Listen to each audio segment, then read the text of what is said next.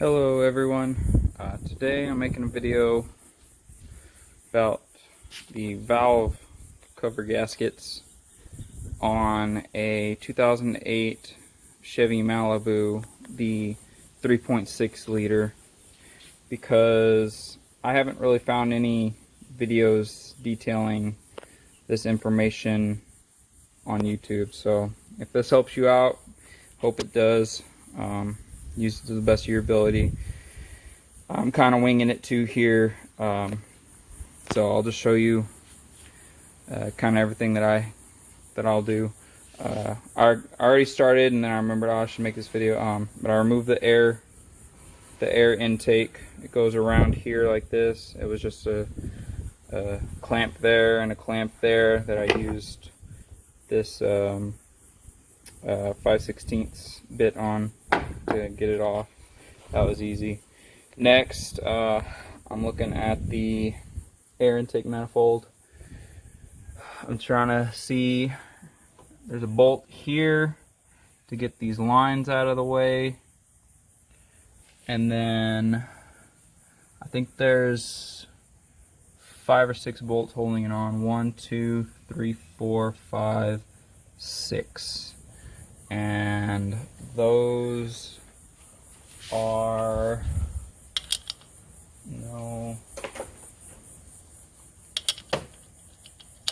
those are 13 millimeters. They're 13s. That fit good. So I'm gonna do that real quick and let you know if it comes off, and we'll go from there. Thanks. Alright, so I got the bolts out. They're quite long. 4 of them are the same size, these long ones here, and 2 of them are this length. Just make sure you keep them in the right area, the right order. I have these separate because they were the bottom 3 left to right, and then over here I have the top 3 left to right. It feels pretty loose, and I forgot to say this is a 10 millimeter, comes off easy. That nut was sitting over there.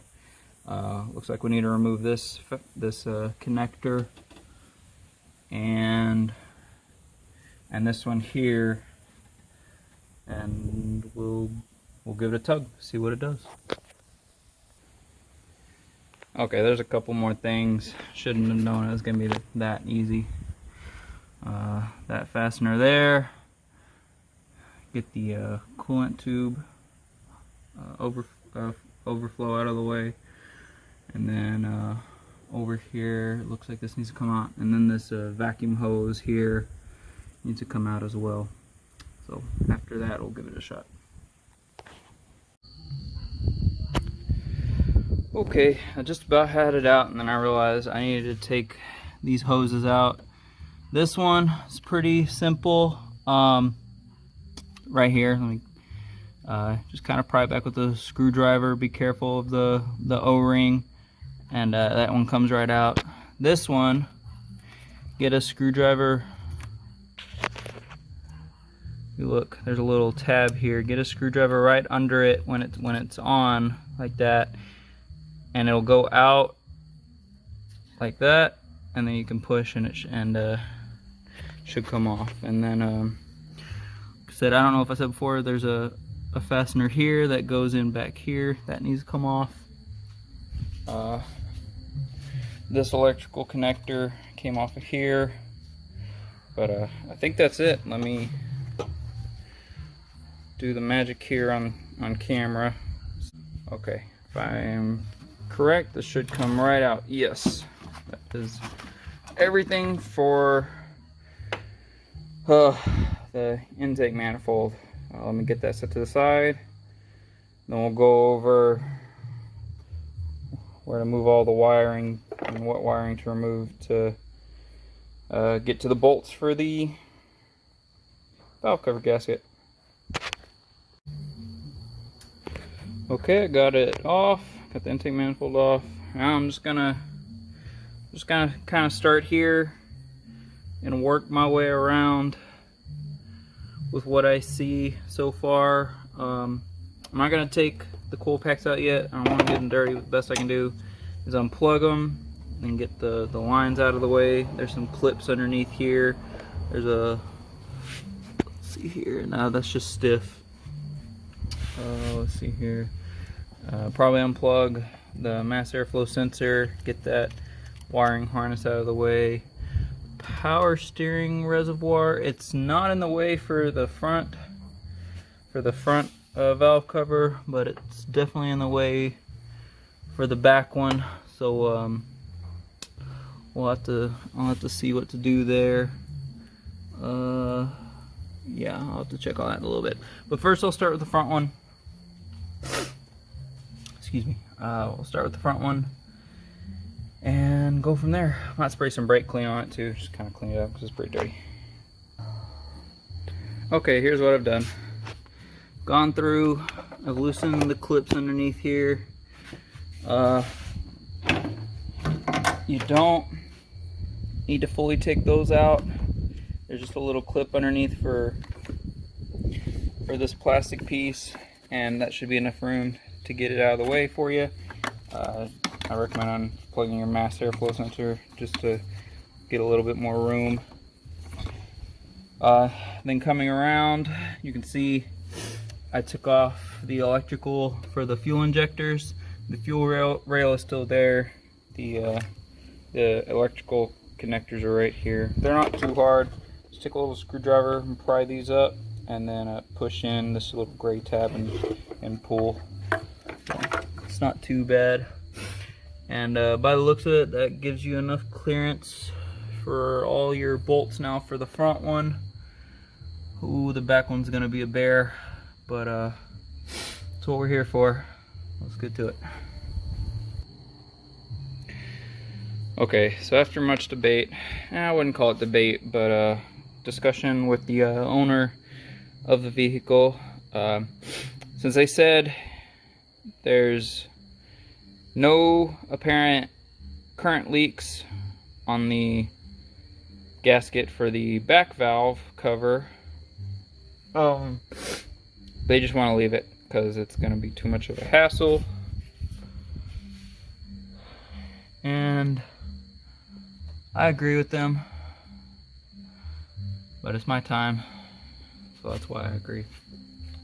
So I'm just gonna do the front one, but a lot of that, the main part was, the beginning part was the stuff I really couldn't find online, you know, what to easily look for and disconnect without yanking and possibly breaking something. So there we are. I'm gonna remove the coil packs. It's just a 10mm and they pop out. And then I'll start going around unfastening the valve cover. See y'all when I'm done. Okay, got the valve cover removed. It's pretty messy. It was a little sticky. Just get a screwdriver under and kind of pry up. The bolts stick pretty well in there, but there it is. Looks like the seals are good. I don't have any oil down in the spark plug wells, but I got new ones because I already got it off. Might as well replace it. But yeah, that's it. That's how you move it. At least the front valve cover. Not gonna do that one right now. That's a pain in the butt. But it's not leaking, so I'm not gonna fix what ain't broke. So here we are with the valve cover gasket out. I've kind of got it cleaned up here and there. Still trying to decide if I want to keep this. I guess it's like a heat protector or something.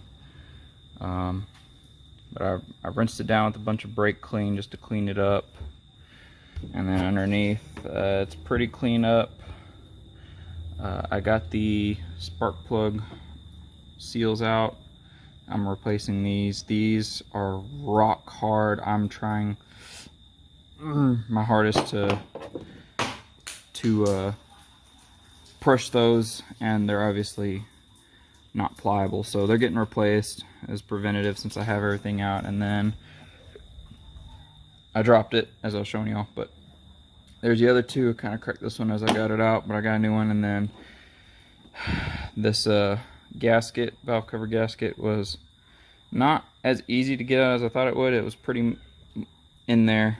This is probably the original one. This car has about 150, 160,000 miles on it, so it was definitely time for a change. It was coming out in pieces. It's surprisingly still a little pliable, surprisingly, but in other areas it was breaking, so it was definitely due for a change. So I am gonna get it cleaned up a little bit more and put the gasket back in and put some RTV gasket here. Actually, you can see it on the old one. There's some RTV from the manufacturer here and here, which coincides with about this tab here and this tab here. You need to do that, otherwise you're gonna have a leak. So that's where I'm at. So here we are back in the day. Got the spark plug seals in. They were super easy. Just put a little bit of oil right on the outside, just enough to lube it up. I just kind of ran them over the top of the valve cover just to get some oil from there, and then they slid right in. You don't need any special tools or anything. Then same for the gasket. It has this little track here, you know, to set in, and it pops right in there.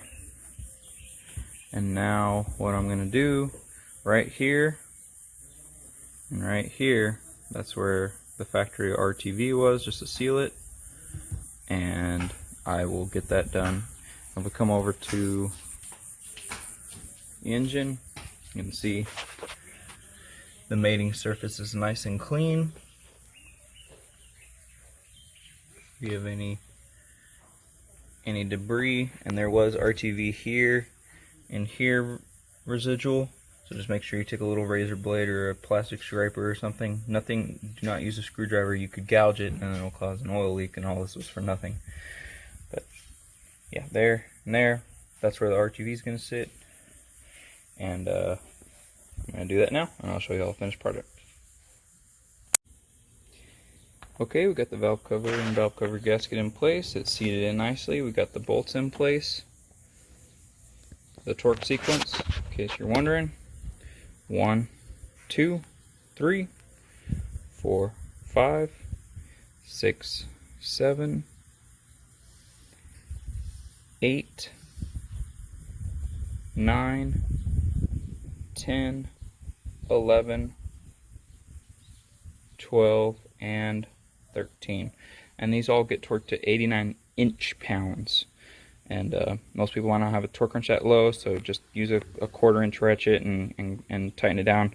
Not too tight, because then you'll too tighten the gasket and it'll be ineffective, and all this work will be for nothing. So there it is, and then from there it's just buttoning it up. I'll record that process too. Make sure it's good for everybody, and we'll button it up. Okay, got the bolts fastened up, got the spark plug coil packs back in place. Everything's a 10mm. That was pretty easy. Like I said, just to use a 1/4 inch ratchet and hand tighten those snug. They do not need to be tight at all. The gasket will do the work. Now I'm working on the electrical. It's just a matter of plugging everything back in. Once most of this is in place, then we'll come back and get the intake manifold and set that on, because and then we'll get that buttoned up as well. Okay, got all the electrical buttoned up.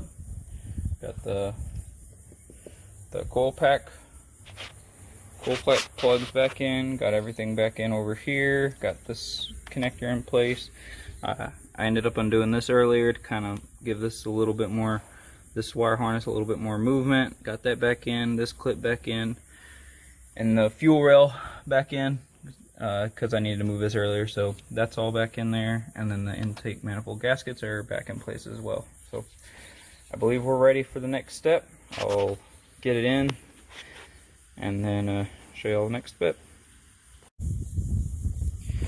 Okay, we got the upper intake manifold in place. It was a little more fanky than I thought. It wouldn't just drop in. This side over here needed just a little bit of a pat to get down, but it eventually got there. No excessive force, and got the bolts in place according to the service manual specifications. These should be torqued to 17 foot-pounds. So if you have a torque wrench, that's good, but if not, then just snug them up. They don't need to be on super tight. And from here, it's just buttoning everything up. We got electrical connectors, vacuum hoses. We'll get the air intake, the air intake back in. Got little connectors like this to button back up. But from there, oh, and don't forget this vacuum hose in the back right here that you had to take out. Otherwise, you're gonna have a bad day. We'll see you soon. Here we are, we're back. Got everything buttoned up. As I was tightening everything up, I realized I think the reason I personally had an issue getting this side of the upper intake manifold down was I always put the fasteners back in the holes that they came from. Well, this one here that tightens to the fuel line, I had it in and it was hanging out a little bit, and I think it was getting caught up on the bracket that's right down here. So for future reference, don't make that mistake. It's a good habit to put your fasteners back in the holes, but in this time it kind of hurt. I think that's the difficulty I was having, and it kind of pushed this out of the way, so I had to put it back. But there you go. Pretty much everything's in. I just got to throw the air intake back on, and we're good to go. All our fasteners are back in, our brackets, our vacuum tube hoses and clamps, radiator, coolant hoses, and everything's back in place. So I think we're good to go. Gonna get the air intake back in and start it up. Okay, now that everything's back together, gonna start it up, make sure there's no leaks, and this is a job well done. I know it wasn't the full do-over with both valve covers, but I think the majority of it is getting to the valve covers, removing the intake manifold and everything. So if this helped you out, don't forget to like, comment, leave any tips y'all may have, and thank you for watching. On to the next one.